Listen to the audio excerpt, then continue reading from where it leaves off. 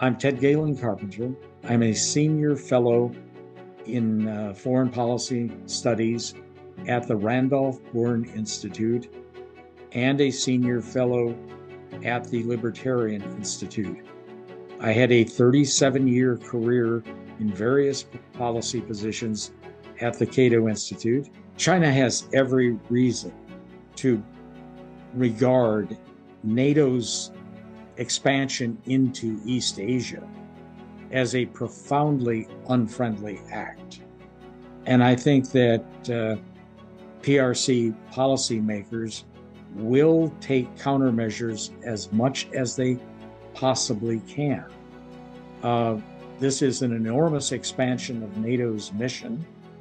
It clearly is directed against the People's Republic of China.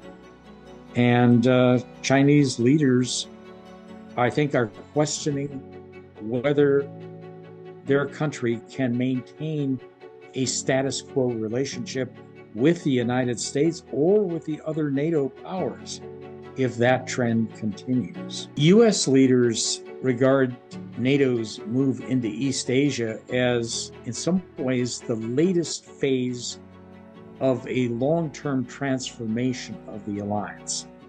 After all, NATO was originally conceived during the early years of the Cold War as a purely regional alliance. At this point, the alliance is considerably more than a North Atlantic security organization. This represents yet another phase, I think, the culmination of an effort to transform NATO into a truly global security organization under the leadership of the United States. And so China is looking at a situation in which it is facing the most powerful military alliance that has now turned its attention heavily toward Beijing, and with the U.S. still very much in charge of both the political and military operations of the alliance. I can't see a way in which this stabilizes the political, economic, or military environment in the region.